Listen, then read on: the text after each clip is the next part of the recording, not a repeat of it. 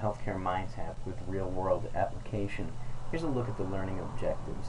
We'd like you to be able to communicate our overall healthcare digital story, understand the value and benefits of a learning path, how it addresses customer pain points, demonstrate and speak to the idea that activities within a learning path map to the objectives of a given course, and know the power of the real-world application. This is the real wow factor behind what employers want, how to prepare students for their careers.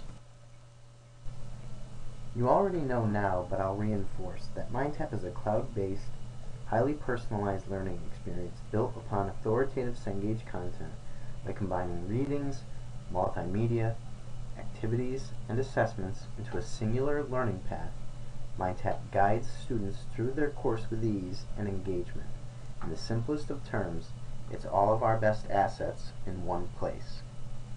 MindTap provides students with a learning and context solution. MindTap with real-world application allows students to apply theory to professional practice in a safe, simulated environment.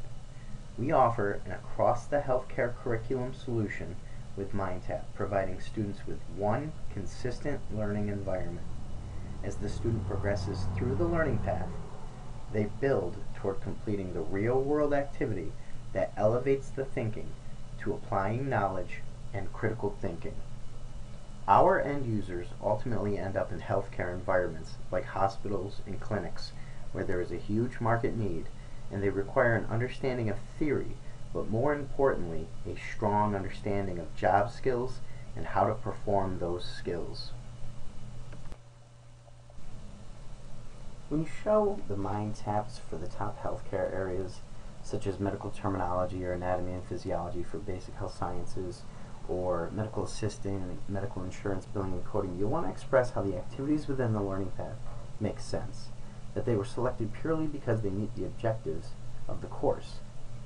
For instance, with medical terminology, the objectives of a course would be vocabulary, which is the terms and the definition, spelling, pronunciation, and word building. And we've selected activities, and I'll go ahead and jump in and show you what those might look like. Here is the table of contents set up as a traditional textbook might be with chapter headings. These can all be edited. So digital customization is a customer pain point that you might want to be able to speak to. If I jump into one of these topic areas, now you see what is considered the learning path, which is a series of activities that are going to progressively get harder and challenge the students to elevate their thinking all the way up to the real-world application, which is found here in the Learning Lab.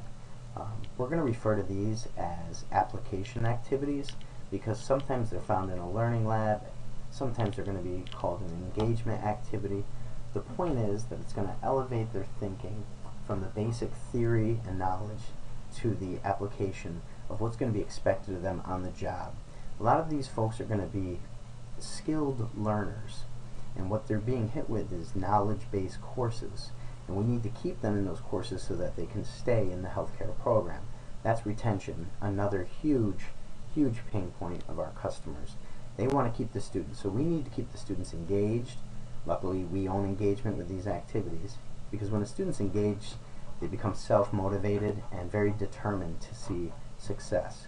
And when we have successful students, they'll produce better outcomes, and that can all be tracked here in a progress report that now instructors can share with their school administrators or for any credentialing purposes, which is very important to our customers. You know, we want to save them time, we want to make sure they're keeping their students enrolled in the program, and we want to show them how they can customize their digital products. So here I am in the learning path. Each of these orange boxes is going to count as an activity that is gradable and assignable. I mentioned objectives of a med-term course being spelling and word building, and then the learning lab, which is where the student is actually going to apply. I wanted to give you another example of how our activities meet the objectives of a course.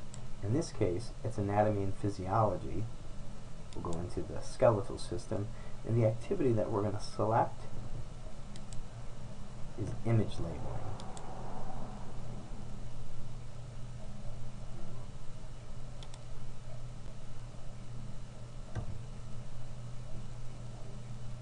This is a drag and drop activity. I do not know all of the answers here, but I'll do my best to complete the activity, and then you can submit or check the work to see if you've got any partially answers correct, which I did. You submit the assignment for grading. I've got 50% correct. In talking about customer pain points, we did talk about retention, being able to save time for the instructors, because we do already have a populated and presumed learning path chock full of activities that not only engage students to help them retain information, but also keep them retained in the program. But also the digital customization aspect is a large one. Just wanted to point out a couple things, as I'm sure you've already learned about a lot of the benefits of the MindTap. You know, being able to edit anytime you see this pencil icon, to change titles and descriptions and populate dates and move things around could be very important when, for instance, teaching medical terminology traditionally by body system. You know, maybe they teach the muscular system before the skeletal system, and we want to rearrange that order. That's easily doable. If we'd like to add an activity or a video, you know, another benefit obviously is it's populated with videos and audios right in the readings where it makes sense, but maybe there are specific YouTube videos that our instructors have already been using, and we'd like to add that. Simply do a search for medical terminology, select the video, and we'll add it directly to our learning path and save it. Very simple. There's one other thing I want to show you. If we were in a specific chapter homework, I want to show how we can manipulate that scoring. And then to edit it, go to the edit options, and here are all the different scoring settings. Typically, if a customer would like to make it homework or assessment, which means really graded or ungraded, each of the points is a default based on how many questions there are. So in this case, 19 points because there are 19 questions. How many times should the students be able to submit that? And what's the scoring strategy? Do you want their best score, their last score, their average score? And, you know, we save our changes.